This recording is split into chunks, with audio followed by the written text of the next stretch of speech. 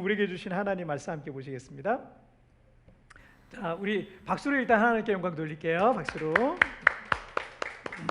자, 우리 오늘 하나님 말씀 마태복음 1장 21절에서 23절까지의 말씀입니다.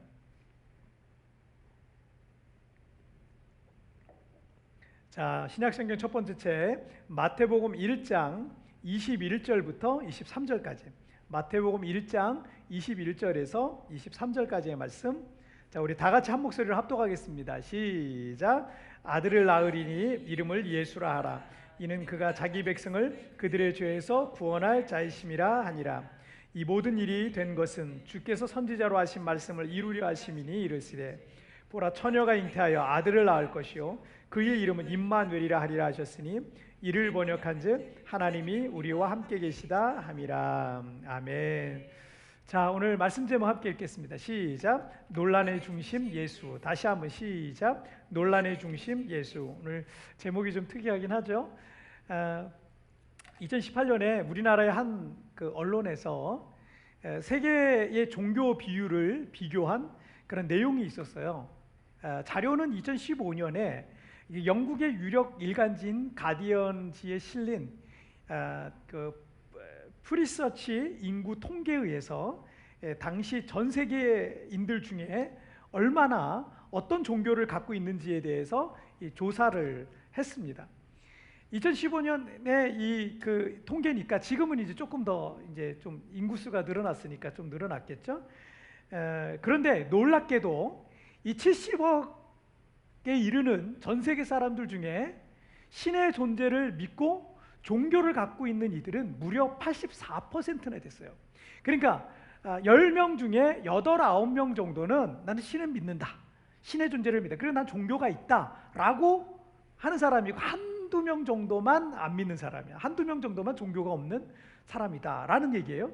자, 그리고 기독교는 전 세계의 31%의 사람들이 갖고 있는 최대 종교죠. 그러니까 10명 중에 한 3명 정도는, 전 세계인 중에 3명 정도는 기독교, 예수님을 믿는 거죠.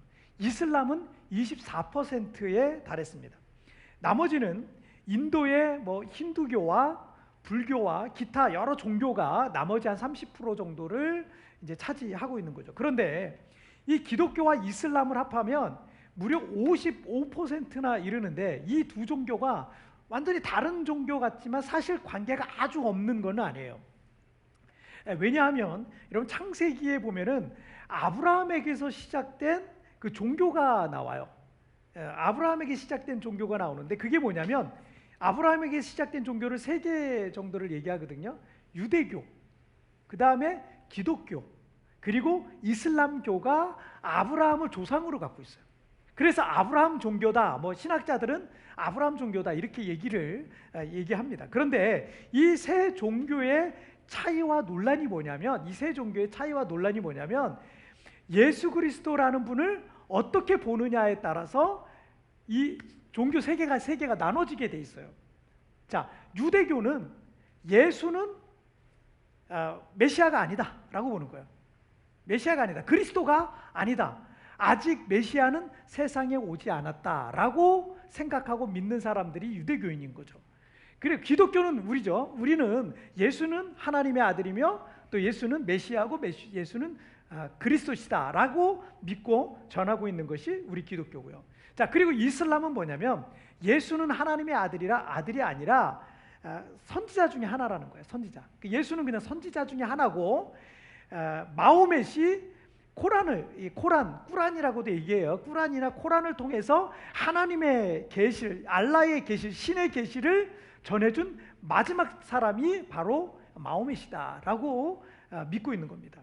자, 이렇게 예수 그리스도는 전 세계의 약 55%에서 60%가 믿는 아브라함 종교의 논란의 그 중심에 있는 인물이 바로 예수 그리스도라는 거죠. 자, 그런데 예수 그리스도는 이렇게 종교적 논란의 중심에 있지만, 여러분, 뭔가 어떤 논란의 중심에 있다는 얘기는 그 안에 뭔가 있다는 거예요. 뭐가 있기 때문에 기다 아니다 이렇게 막 싸우고 있는 거예요. 자, 그렇다면 예수 그리스도가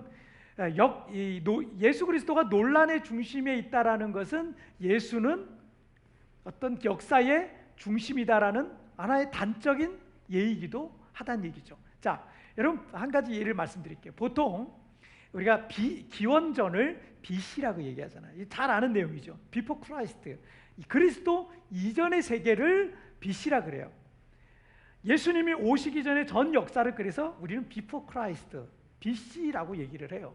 그리고 기원으로 뭐라 그래요? 우리가 잘 알다시피 AD라고 얘기를 하죠. 자, 근데 이 AD는 아노 도미니라고 라틴어인데, 이 아노라는 것은 무엇 해라는 뜻이에요. 그리고 도미니는 주님의라는 뜻이에요. 도미네 그러면 도미나이 이거는 주님의라는 뜻이에요. 그러면 주님의 해. 그래서 이거를 영어로 in the year of our Lord 이렇게 얘기하죠. 우리 주님의 해라고 얘기하는 겁니다.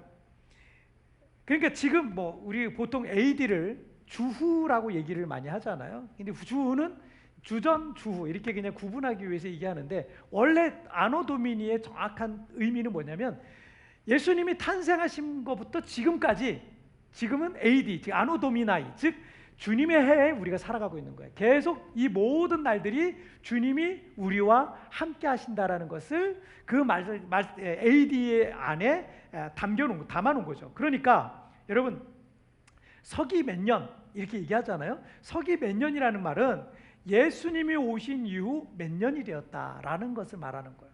그래서 누군가가 여러분의 출생연도를 물어보잖아요. 몇 년도에 태어나셨어요? 이렇게 물어보잖아요. 어떤 분이 저는 1975년에 태어났습니다. 저는 1984년에 태어났습니다. 저는 1990년에 태어났습니다. 이렇게 대답을 하잖아요. 자, 그거는 정확히 말하자면 이렇게 해요. 예수님이 오신 이후에 1990년에 태어났습니다. 예수님이 태어나신 지 주후 1975년에 태어났습니다. 뭐 이것을 말하는 게 바로 여러분의 출생연도예요. 그러니까 우리의 출생연도에는 뭐가 담겨 있냐면 주님이 오신 이후에 1900 몇 년도 했습니다. 주님이 오신 이후에 2000년이 됐습니다. 이거를 우리가 우리의 출생연도를 말하면서 말하는 거예요. 그래서 어떤 분들은 몇 년을 얘기할 때 꼭 이렇게 주후 2020년 12월 25일 이렇게 얘기해요. 이게 좋은 의미죠. 자, 그래서 BC와 AD를 예수 그리스도의 이 출생을 중심으로 기원 전과 기원 후로 나누는 것은 바로 예수님의 스토리. 그래서 히스 스토리라 그래요. 히스 스토리를 바로 역사라 그러죠. 그 예수님의 스토리가 결국 역사의 중심이다라는 것을 의미하는 거예요. 그래서 예수 그리스도를 빼고는 세계 역사를 말할 수가 없는 겁니다. 세계 역사뿐만 아니라 우리 한 사람 한 사람의 출생 연도에도 무슨 역사가 있어요? 예수의 역사가 거기 있는 거예요. 우리의 인생에도 예수님의 출생이 있는 거예요. 그래서 예수님의 탄생 이후 몇 년이라고 불리는 것처럼 우리 인생의 중심에도 누가 계셔야 된다? 예수님이 계시다는 거예요. 할렐루야. 자, 우리 모두는 그래서 예수님의 탄생 이후 2020년 12월 25일 이 시점에 지금 그리스도인으로 우리가 살아가고 있는 것입니다. 자, 우리 첫 번째 주제부터 보실게요. 첫 번째 함께 읽겠습니다. 시작. 예수님이 해답이다. 다시 한번 시작. 예수님이 해답이다. 자, 우리에게 일어나는 모든 일에는 그 원인이 있어요. 아무 이유와 원인이 없이 우연히 일어나는 일은 없습니다.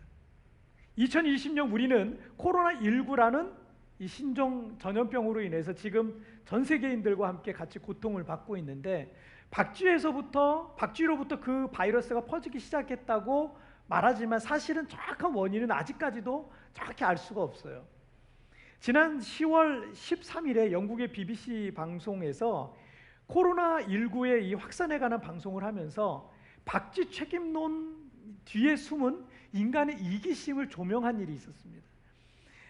인간들이 개발이라는 이유로 야생동물들의 영역을 지나치게 침입하다 보니까 동물과 인간의 접점이 많아졌다는 거예요.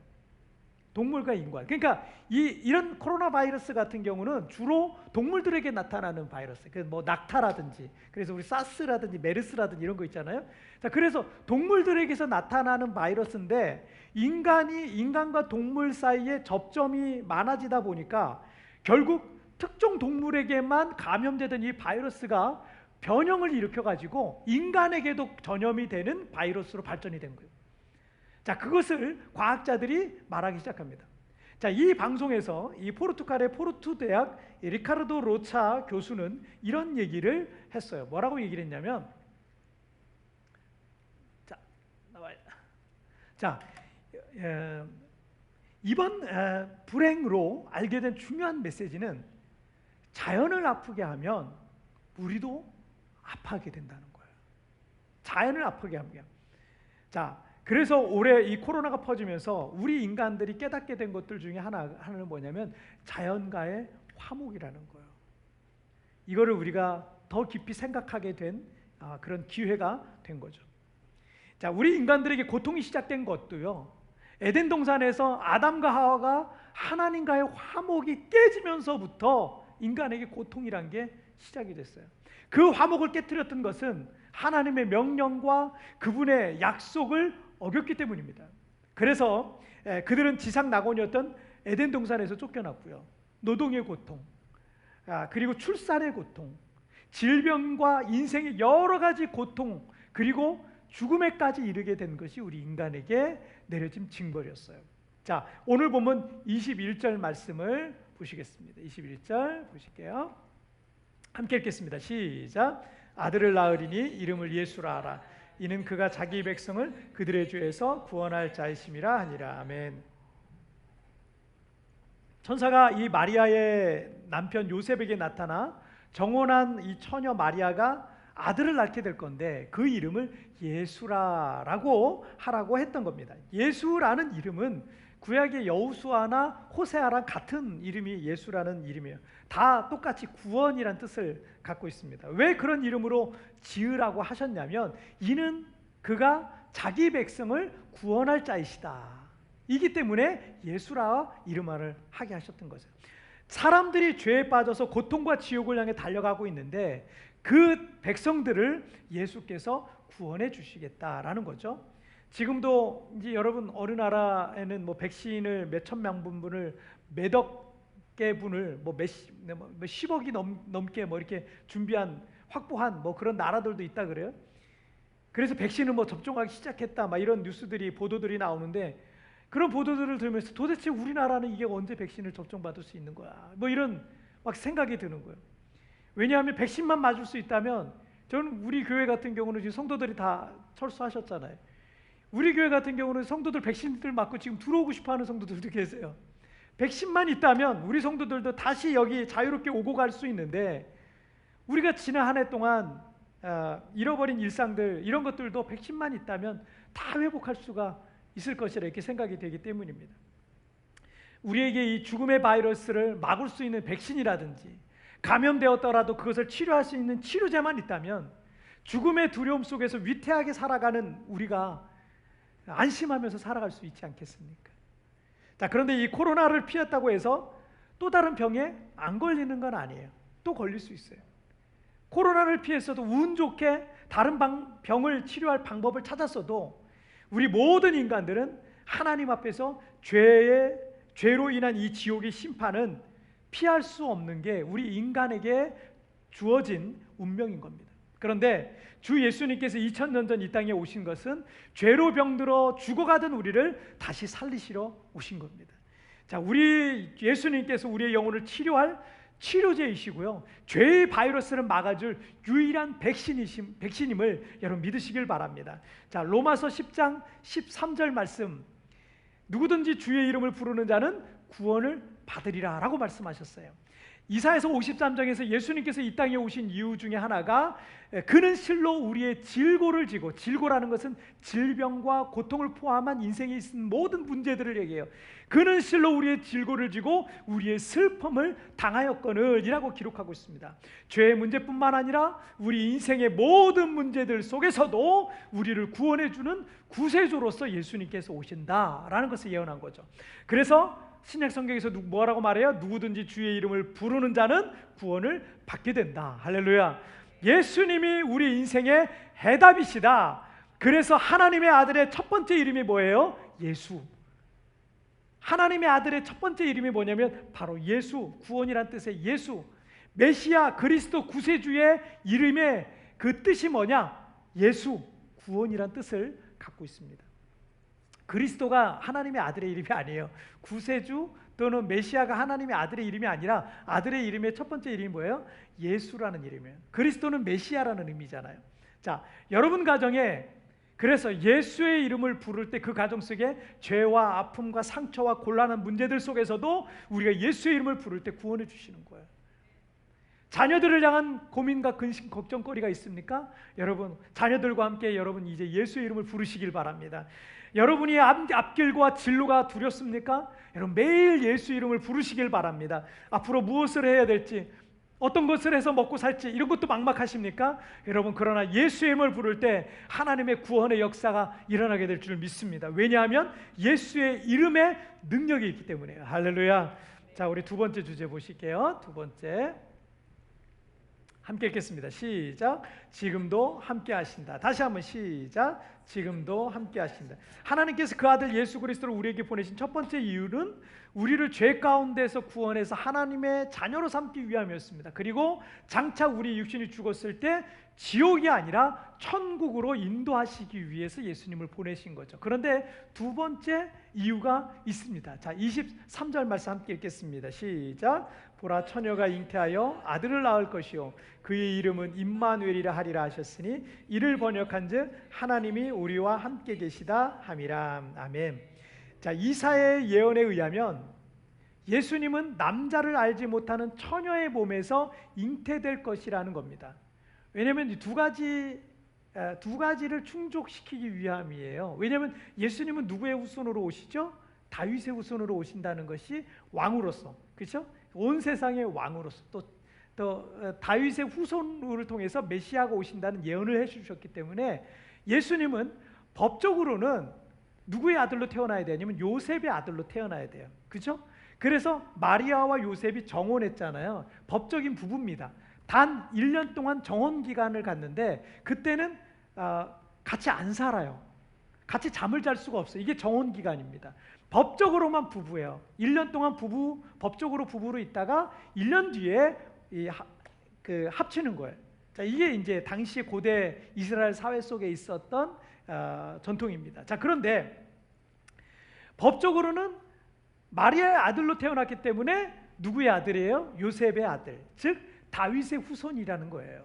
요셉의 아들 다윗의 후손이라는 거죠. 자, 그런데 마리아는 요셉을 통해서 남자에 의해서 아기를 가진 게 아니라 성령으로서 아기를 가졌죠. 성령으로서 아기를, 성령은 하나님의 영이잖아요. 성령으로서 아기를 가져. 그래서 예수님은 법적으로는 요셉의 아들, 다윗의 후손이고 요셉의 아들이지만 영적으로는 하나님의 아들이시라는 거예요. 자, 이 두 가지 조건 때문에 예수님께서 처녀의 몸에 태어나셨다라는 것을 여러분 기억하고 계시면 되겠습니다. 자, 그리고 메시아의 첫 번째 이름은 예수였지만 두 번째 이름은 오늘 본문에 뭐라고 소개되어 있어요? 임마누엘이라 하리라 라고 소개하고 있습니다. 그 뜻이 뭐라고요? 하나님이 우리와 함께 계시다. 제가 2013년 3월에 우리 세부 땅의 교회를 개척하고 섬기면서 그동안 제가 주일날 교회를 비웠던 적은 2017년 한국에서 갑상선 제가 암 수술을 받으면서 빨리 그냥 수술만 받고 저는 며칠 내에 퇴원하고 그냥 빨리 들어오려고 그랬어요. 들어오려고 그랬는데 병원에서 비행기 타면 이거 수술비 이거 위험하다고 적어도 3주는 좀 기다리라 그래가지고 그래서 제가 못 왔어요. 못 오고 한국에서 제가 대기하다가 3주 끝나자마자 바로 제가 비행기 타고 다시 오게 됐는데 그 외에는 제가 자리를 비운 적이 없어요. 주일날. 그 이유는 딱 하나예요. 교회가 걱정이 돼요. 교회가 걱정이 되고 우리 성도들이 걱정돼서 제가 자리를 비울 수가 없어요. 물론 이 한두 주간 제가 없어도 우리 성도들 다 성숙하시니까 잘 지내실 거예요. 그 제 마음에 제가 우리 성도들을 말씀으로 섬기고 신방하고 중보기도하고 또 교회의 이 최종적인 책임을 맡은 자로서의 이 사명 때문에 이게 안 되더라고요. 아직까지 제가 그게 안 돼요. 안 돼가지고 한국에 가서 이게 하고 올 수가 없어요. 부모들이 어린 자녀들을 홀로 둘 수 없는 건요. 그들을 돌보고 또 필요를 채워주고 위로해주고 든든한 힘이 되어주기 위함이에요. 여러분 어느 날 갑자기 부모가 없다면 우리 어린 자녀들 한번 생각해 보세요. 어떻게 살겠어요? 어떻게 살겠어요? 저는 우리 집사님 유주 어릴 때 제가 부모님 없이 살았어요. 진이만 할 때 부모님 없이 살았어요. 없이 그냥 사는 거예요. 그러니까 참 막막하죠. 막막하고 아무것도 모를 때이기 때문에 막막할 수밖에 없습니다. 부모님이 계셔야 되는 거예요. 하나님께서 당신의 아들 예수 그리스도를 이 땅에 보내시면서 그의 이름을 임마누엘, 즉 하나님이 우리와 함께 하시다, 이렇게 말씀하신 거예요. 하나님이 없는 인생은 실패할 수밖에 없습니다. 하나님이 없는 삶은 두려움 속에 살 수밖에 없습니다. 하나님이 없는 삶은 내 힘으로 모든 것을 해결해야 하는 거예요. 하나님이 없는 삶은 희망이 없습니다. 하나님이 없는 삶은 죄에 빠질 수밖에 없어요. 하나님이 없는 인생은 방황할 수밖에 없는 거예요. 하나님께서 예수님을 이 땅에 보내셔서 임마누엘, 즉 하나님이 우리와 함께 하신다라는 것은 우리의 요청이 아니라 하나님의 결정이었어요. 하나님의 선택이었어요. 왜냐하면 하나님께서 우리와 함께 하셔야만 연약한 우리들이 죄를 이기고 세상을 이길 수 있기 때문입니다. 그래서 우리와 함께 하시는 거예요. 요한복음 여러분 14장 18절에서 내가 너희를 고아와 같이 버려두지 아니할 것이다 라고 말씀하셨고, 마태복음 28장 20절에서는 내가 세상 끝날까지 너희와 항상 함께 있을 것이다 라고 말씀하셨어요. 올해 우리는 이 코로나로 인해서 무척 힘든 시간들을 보내고 있습니다. 직장을 잃고 사업장 문을 닫은 분들도 계시고, 재정적인 압박을 받고 있고, 이 사태가 언제까지 지속될 것이고 앞으로 우리가 어떻게 살아가야 될지 막막한 상황 속에 있기도 합니다. 예배하고 기도할 때는 괜찮지만 우리 요즘 매일 온라인 기도회를 요즘 계속 하고 있잖아요. 근데 이 기도할 때는 또 괜찮지만 홀로 있을 때는 불현듯 우리의 마음을 불안케 하고 두렵게 하고 낙심되게 할 만한 어두운 생각들이 우리의 마음을 짓누르기도 하는 거예요. 이번 주간 지금 오늘 뭐 이렇게 성탄절 2부와 성탄절을 중심으로 또 하루 이틀 있고 또 예배 준비도 해야 되고 온라인 온라인 녹화도 준비해야 되고, 다음 주도 또 그래요. 다음 주도 또 그러고 뭐 이래가지고 이제 오늘부터 시작해가지고 이제 기도회를 잠시 쉬어요. 기도회를 잠시 쉬는데 다음 주까지 신년 첫째 주에 다시 시작을 하게 됩니다. 쉬게 되는데 한쪽에는 또 걱정이 되는 거예요. 우리 성도님들 이거 기도회 안 하고 또 이렇게 있으면 또 힘들어하시는 분 계시면 어떡하나, 이 걱정이 되는 거예요. 이 코로나로 인해서 우리는 자유로웠던 일상을 잃어버리고 오늘이 성탄절임에도 불구하고 사랑하는 모든 성도들과 함께 이 성전에서 예배하는 게 어려워졌습니다. 그리고 지금 한국의 경우는 좀 많이 심각한 상황이라서 그래서 대면 예배가 다 금지가 되어버렸어요. 아예 그냥 이 필리핀 상황이 지금 더 나은 상황인 겁니다. 예배를 드릴 수가 있으니까 아예 대면 예배 자체가 금지된 상황이고요. 뭐 5명 이하, 4명 뭐 이하, 뭐 이런 식으로 그 이하만 모여서 뭐 예배를 드리고 예배 녹화하고 뭐 이런 것만 가능한 온라인 예배로 다 전환된 상태입니다. 우리나라 한국 교회가 한국 전쟁 이후로 이런 일은 아마 처음 지금 겪고 있는 시간이 아닌가 이런 생각이 들어요. 그래서 여러분, 우리 주님이 그래서 우리에게 필요한 거예요. 이게 우리 인생이거든요. 어떤 일이 무슨 일이 어떻게 벌어질지 모르는 게 우리 인생입니다. 그래서 주님이 우리와 영원히 함께 하시기 위해서 임마누엘로서 오늘 2000년 전 이 땅에 오신 겁니다. 여러분, 지금 우리가 비록 성전에 나와서 예배하지 못하지만 지금 여러분의 골방에서 하나님이 우리와 함께 하시는 거예요. 할렐루야. 여러분, 이 하나님이 우리와 함께 하신다는 임마누엘의 이 비밀과 임마누엘의 이 축복이 없었다면 여러분 골방에서 예배할 때 하나님이 함께 하시지 않을 수도 있다라고 생각하면 얼마나 그곳이 얼마나 좀 비참합니까? 그런데 여러분, 장소 상관없어요. 지금 여러분이 주님의 이름으로 예배하고 있고 성령 안에서 예배하고 있는 바로 그곳에 임마누엘 우리 하나님이 영원히 함께 하심을 믿으시길 바랍니다. 2000년 전 유대 땅에서 제자들과 함께 하실 뿐만 아니라 지금도 거룩한 성령으로 믿는 자들 안에 여전히 함께 하시고 계심을 믿으시길 바랍니다. 슬픈 마음이 있는 자, 몸과 마음이 병든 자 누구든지 부르시는 예수의 이름 앞에 여러분 오시길 바랍니다. 예수 임마누엘 되신 우리 주님께서 우리의 모든 죄와 고통 속에서 우리를 구원하시고 함께해 주실 것입니다. 지금의 이 모든 어려움들 견딜 수 있는 힘과 은혜 또한 주실 겁니다. 뿐만 아니라 지금 우리의 모든 시련과 인생의 깊은 수렁에서도 우리를 건지실 줄 믿습니다. 여러분, 고린도후서 1장 9절에서 우리는 우리 자신이 사형 선고를 받은 줄 알았으니 이는 우리로 자기를 의지하지 말고 오직 죽은 자를 다시 살리시는 하나님만 의지하게 하심이라. 그리고 그 다음 절인 10절에서는 그가 이같이 큰 사망에서 우리를 건지셨고 또 건지실 것이며 이후에도 건지시기를 그에게 바라노라.